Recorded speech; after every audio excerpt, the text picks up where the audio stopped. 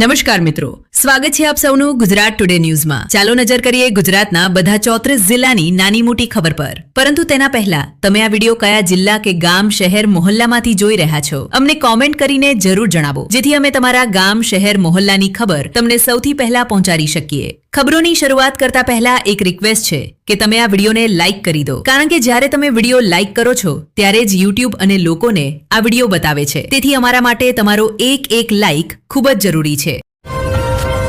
અમદાવાદ મહાનગરપાલિકાએ શહેરના વધતા ટ્રાફિકને નિયંત્રિત કરવા માટે 3 નવા ફ્લાયઓવરના નિર્માણની યોજનાને મંજૂરી આપી છે। આ યોજના વ્યસ્તતમ જંકશનો પર ભીડ ઘટાડવાના હેતુથી શરૂ કરવામાં આવી રહી છે। અધિકારીઓના જણાવ્યા અનુસાર આગામી 2 વર્ષોમાં તેનું કામ પૂર્ણ કરવામાં આવશે, જેના કારણે સ્થાનિક મુસાફરોને મોટી રાહત મળશે। આધુનિક ટેકનોલોજી અને વધુ સારા ડિઝાઇન સાથે આ પુલો શહેરની આધારિક સુવિધાઓમાં એક નવો અધ્યાય ઉમેરશે।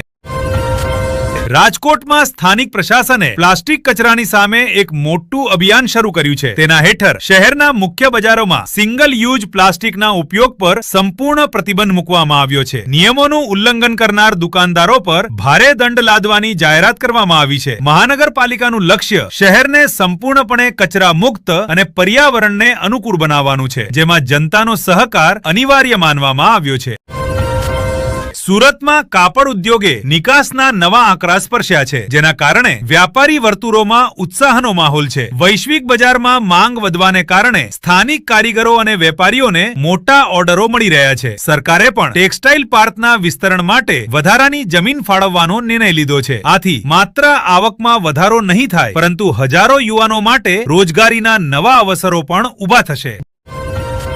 વડોદરામાં ઉનાળાની પાણીની અછત સામે લડવા માટે પાણી પુરવઠા વિભાગે વિશેષ કંટ્રોલ રૂમ સ્થાપ્યો છે। કોઈ પણ વિસ્તારમાં પાણીની અછત હોય તો નાગરિકો હેલ્પલાઇન નંબર પર ફરિયાદ નોંધાવી શકે છે। પ્રશાસનને ટેન્કરો દ્વારા દૂર દરાજના વિસ્તારોમાં પાણી પહોંચાડવાની વ્યવસ્થા કરી છે। સાથે સાથે નાગરિકોને પાણીની બરબાદી અટકાવવા અને વરસાદી પાણી સંચય અપનાવવાની અપીલ કરવામાં આવી છે।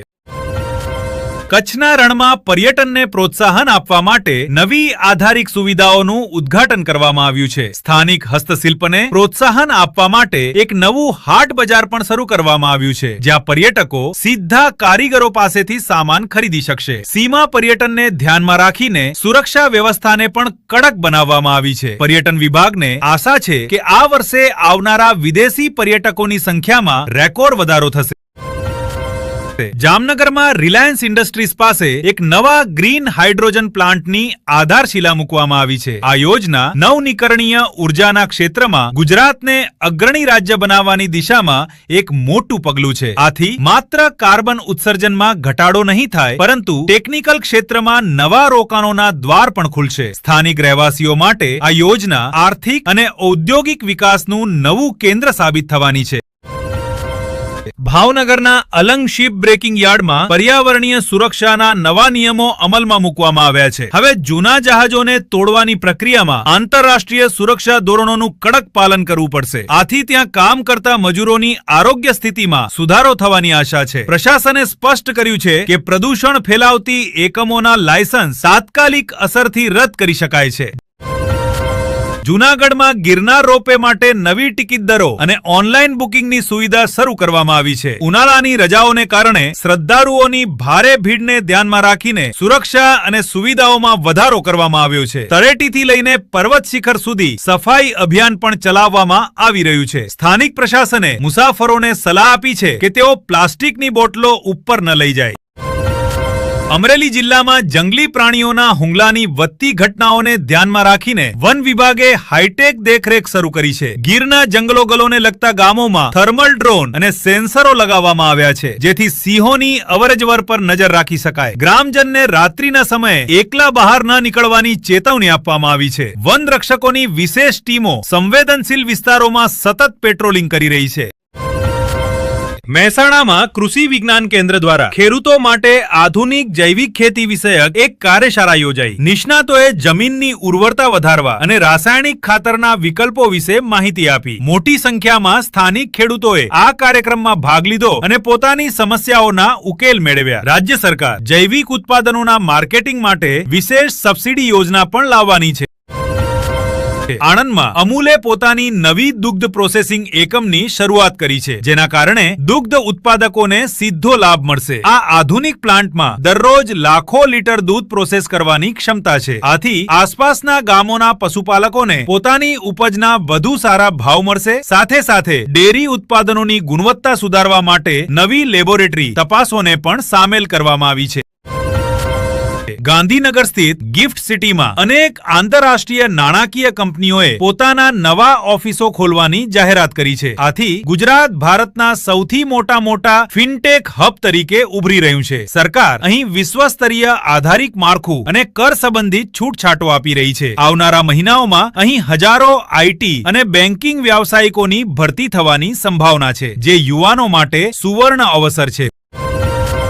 મોરબીના સિરામિક ઉદ્યોગે સૂર્ય ઉર્જાનો ઉપયોગ અપનાવવાનો સંકલ્પ લીધો છે. વધતા વીજ દરો અને પર્યાવરણ પ્રદૂષણ ઘટાડવા માટે ફેક્ટરીઓની છત પર સોલર પેનલો લગાવવામાં આવી રહી છે. ઉદ્યોગકારોનું માનવું છે કે આથી ઉત્પાદન ખર્ચમાં 15% સુધી ઘટાડો થશે. સરકાર પણ આ પહેલને પ્રોત્સાહન આપવા માટે લોન સુવિધાઓમાં વિશેષ છૂટ આપી રહી છે.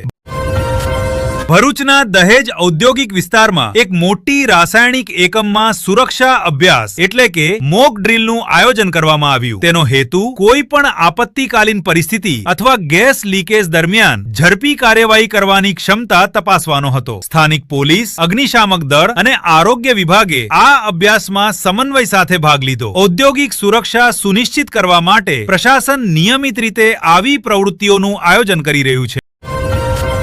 પાટણમાં વિશ્વવિખ્યાત રાણીની વાવના સંરક્ષણ માટે ભારતીય પુરાતત્વ સર્વેક્ષણ દ્વારા નવા પગલાં લેવામાં આવ્યા છે. સ્મારકની આસપાસની રચનાઓને મજબૂત બનાવવા માટે વિશેષ રાસાયણિક લેપનો ઉપયોગ કરવામાં આવી રહ્યો છે. પર્યટકોની વધતી સંખ્યાને ધ્યાનમાં રાખીને પ્રવેશ દ્વાર પર ડિજિટલ માહિતી કેન્દ્ર પણ સ્થાપવામાં આવ્યું છે. આ પ્રાચીન સ્થાપત્યને આવનારી પેઢી માટે સુરક્ષિત રાખવાનો એક પ્રયાસ છે. વલસાડના તટીય વિસ્તારોમાં ચક્રવાતના ખતરને ધ્યાનમાં રાખીને આપત્તિ વ્યવસ્થાપન દળને એલર્ટ પર રાખવામાં આવ્યું છે. હવામાન વિભાગે આગામી 48 કલાકોમાં સમુદ્રમાં ઊંચી લહેરો ઉઠવાની ચેતવણી આપી છે. માછીમારોને ઊંડા સમુદ્રમાં ન જવાની સલાહ આપવામાં આવી છે અને તટવર્તી ગામોના લોકોને સુરક્ષિત સ્થળોએ રહેવા જણાવાયું છે. પ્રશાસને રાહત સામગ્રી અને ભોજનના પેકેટ તૈયાર રાખ્યા છે. અરાવલી જિલ્લામાં ગેરકાયદે ખનન સામે ટાસ્ક ફોર્સે દરોડા પાડ્યા છે. આ દરમિયાન પરવાનગી વિના ખનીજ કાઢતી અનેક ડમ્પર અને મશીનો જપ્ત કરવામાં આવી છે. જિલ્લા કલેક્ટરે સ્પષ્ટ કર્યું છે કે કુદરતી સંસાધનોનો દુરુપયોગ કરનારાઓને કોઈ પણ કિંમતે છોડવામાં નહીં આવે. આવક વિભાગ હવે સેટેલાઇટ ઇમેજરી દ્વારા સંવેદનશીલ વિસ્તારોની નિયમિત દેખરેખ રાખવાની યોજના બનાવી રહ્યો છે.